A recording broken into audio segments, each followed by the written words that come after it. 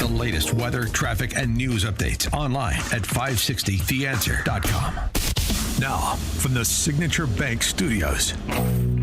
Only the biggest stories, only the biggest guests, and only the biggest opinions. This is AM 560, The Answer.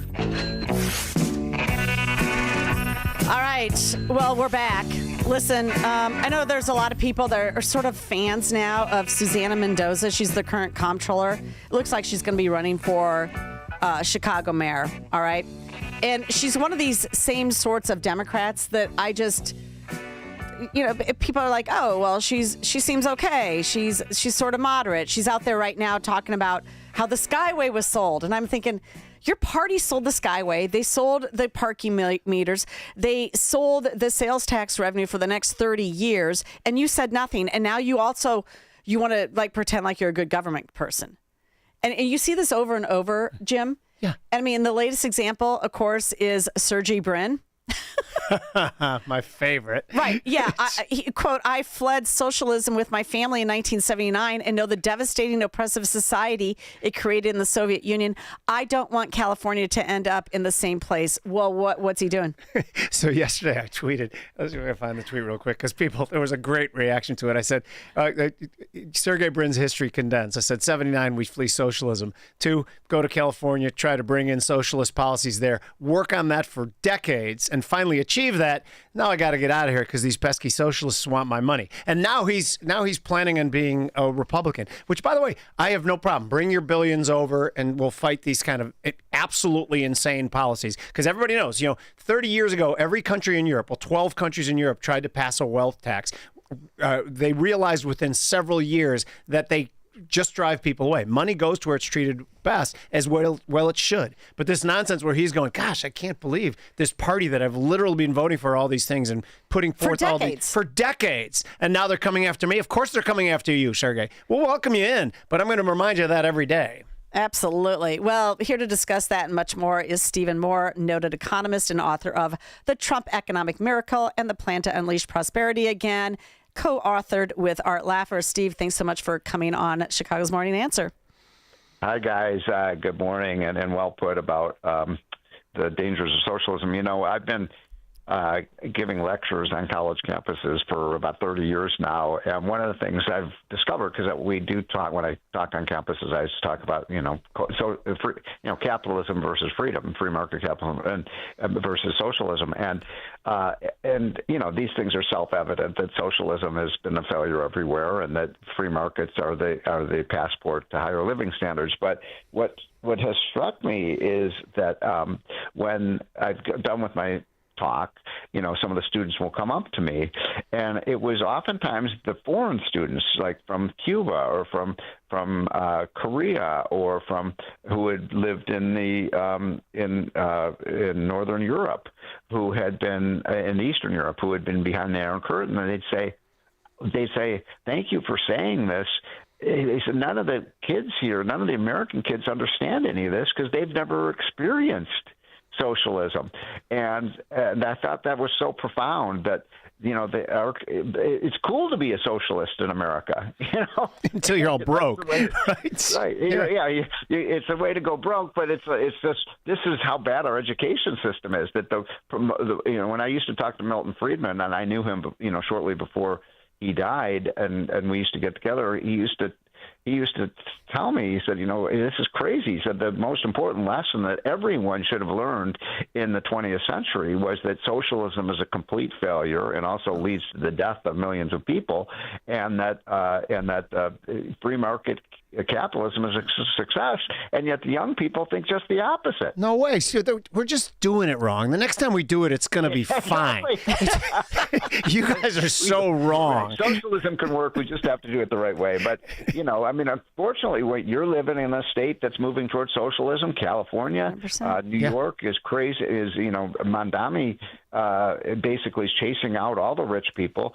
His video looked like, a scene from the Joker from the Batman movie. It was unbelievable. I mean, it's scary. Ken Griffin had a problem with it too. By the way, we're coming to you from Chicago, and the one thing we have in Chicago, which I love and I'm so thankful for, is tons of Polish people and Polish immigrants. And I have like 5 who are my friends who all say the same thing. We have to fight this at every turn. Now, Andrew Yang yesterday, and I don't know what kind of power Andrew Yang still has on the left, but he tweeted about how the billionaire tax should definitely be something that would work much better on a federal level. And it seemed like such an evil thing to say is, if we're going to steal these people's money, we have to guard the exits so they can't leave as easily. Exactly. That's what he means, right?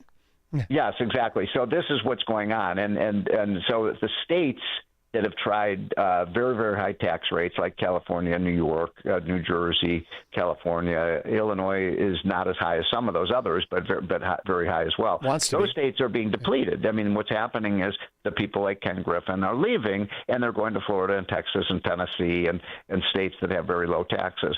And so now the left is scratching their head saying, well, this isn't working because people are moving to places where they can. So let's just make America, an entire country, a massive high tax area. And they tried that, as you guys just said, they tried this in Britain. They tried this in Europe. The Rolling Stones basically gave up their British citizenship back in the 1970s to it was called Exile on Main Street. They made an album about they were paying 90% of their income in taxes.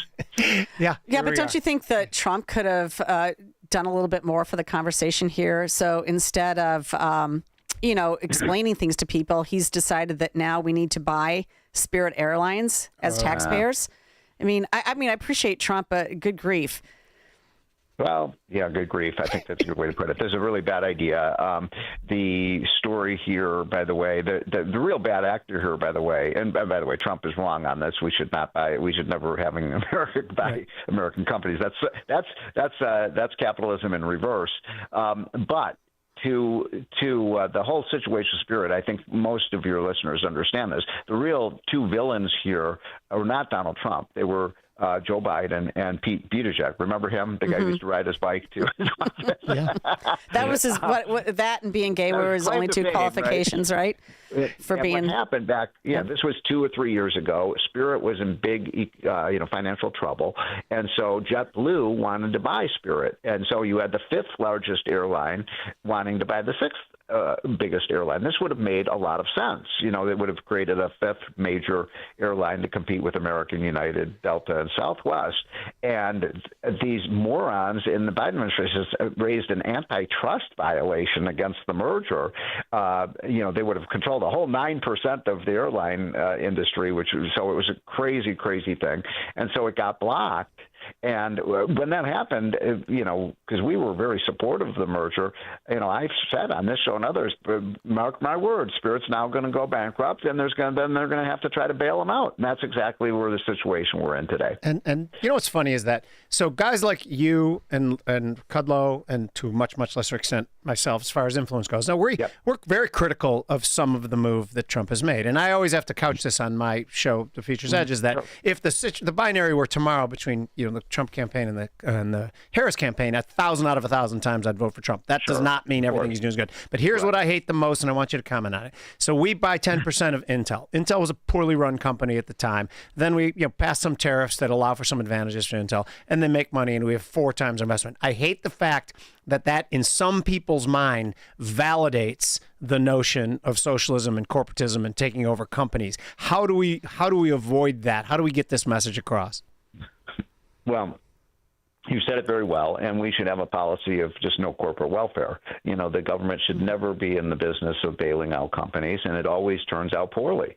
I mean, and people are still angry to this day. I don't know if you guys are. I'm angry about, remember the TARP bill where we bailed out the big banks, and that made Americans think, we don't really have free market capitalism. We bail out the big guys, but when the little guy goes out of business, we don't help them. And so we should not have corporate welfare. The government should never be in the business of subsidizing one business over another or one industry. And Intel, by the way, is a good example of that. The CHIPS Act was supposed to save our microchip industry. It hasn't done that at all. So we got to get out of that business. Let the free market work, because you're right. These are not free market policies when the government intervenes and chooses winners and losers. And incidentally, if people you and I have a philosophical disagreement with that, but the record is very clear. The problem with the government picking winners and losers, you know who they pick? The losers. Yeah. Famously Solyndra. But another thing that they pick losers on is obviously the public schools. And I know in your Unleash Prosperity hotline email, which everybody should get, yesterday you highlighted the fact that public schools now cost 50% more than student education in private schools. And you know what? I think that's a linchpin to almost everything. Is like we have a public education problem. We have an education problem writ large, quite frankly, even in Harvard. Yeah. And we're just graduating people that do not have any understanding of basic economics, basic civics. And I think that is part of our biggest problem. And we have got to unleash the private sector when it comes to education.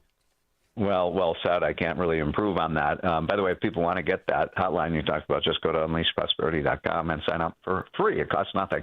But not only that, I would also add American history. They're not learning the incredible, one of the greatest stories ever told of this incredible country of ours. And yet kids graduate from high school thinking America is the terrorist country, not the liberator. And so, but it is, incidentally, we wrote that piece with the official numbers about how the public schools spend on average 50% more than the private schools. And it turns out those numbers are because the government lies about how much they're actually spending on the schools. So it's probably, in many areas, it's twice as much.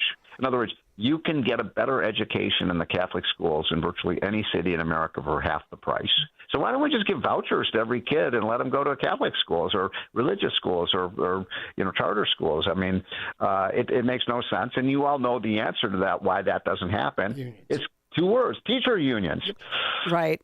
Well, Illinois, in your ranking, is number 11 in terms of student spend for public schools at $21,527. This is what your data showed when you guys did the research, and these are expenditures by state. The real number is probably closer to 30 to 35 when you include all in. So those are lowball numbers. Just I wanted to get that. Right, but clear. It's also true in education, in higher education, because I think it's important. People, and I don't know if you've covered much on higher education, but I follow the state higher education executive officers information that they put every year on spending. And Illinois, on a per full-time equivalent level, we spend over $24,000 per FTE. We're number one in the country. Number one in the country. And I mean, this is insane. You guys probably know I went to the University of Illinois. I'm an Illini. And when I was there, now this was 40 years ago, it was $1,000 a semester. Now it's over $10,000 a semester. By the way, I did not know that until this moment. I've known you for 20 years, and it's never came up. Yeah. ILL.